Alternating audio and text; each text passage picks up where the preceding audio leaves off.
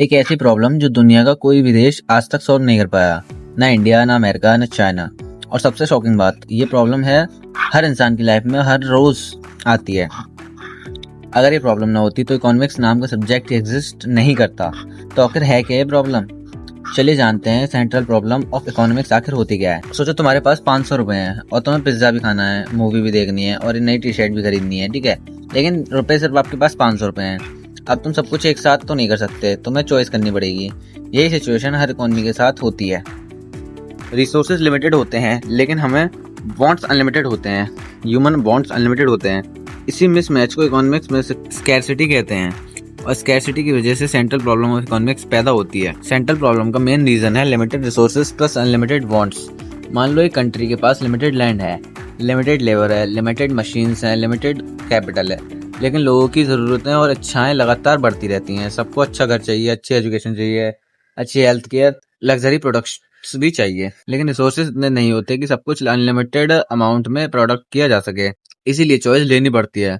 First central problem, what to produce. सबसे पहला question है व्हाट टू प्रोड्यूस, यानी क्या प्रोड्यूस किया जाए और कितना क्वांटिटी में प्रोड्यूस किया जाए। एग्जांपल, गवर्नमेंट के पास लिमिटेड रिसोर्सेज हैं। अब सवाल है ज्यादा हॉस्पिटल बनाए, ज्यादा हाईवेज बनाए, मेडिसिन प्रोड्यूस करे या लग्जरी कार्स ज्यादा बनाए, ठीक है, बुक्स बनाई जाएं, एक्सपेंसिव गैजेट्स बनाए जाएं।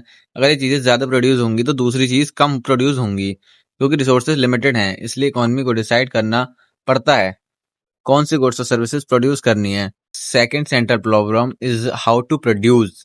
आखिर प्रोड्यूस करें कैसे, यानी प्रोडक्शन किस टेक्निक से किया जाए, लेबर इंटेंसिव टेक्निक से या कैपिटल इंटेंसिव टेक्निक से। लेबर इंटेंसिव टेक्निक में ज्यादा वर्कर्स यूज किए जाते हैं, ठीक है। कैपिटल इंटेंसिव टेक्निक्स में मशीन्स का ज्यादा यूज होता है। एग्जांपल, ये फैक्ट्री 1000 शर्ट्स बनाती है, वो 100 वर्कर्स रख सकती है, ये एडवांस मशीन खरीद सकती है।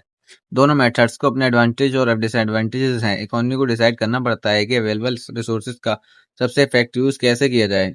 थर्ड सेंट्रल प्रॉब्लम आती है फॉर होम टू प्रोड्यूस, ठीक है। तीसरा सबसे इंपॉर्टेंट क्वेश्चन है फॉर होम टू प्रोड्यूस, किसके लिए बनाए, यानी जो गुड्स प्रोड्यूस हुआ है वो किन लोगों को मिलेगा।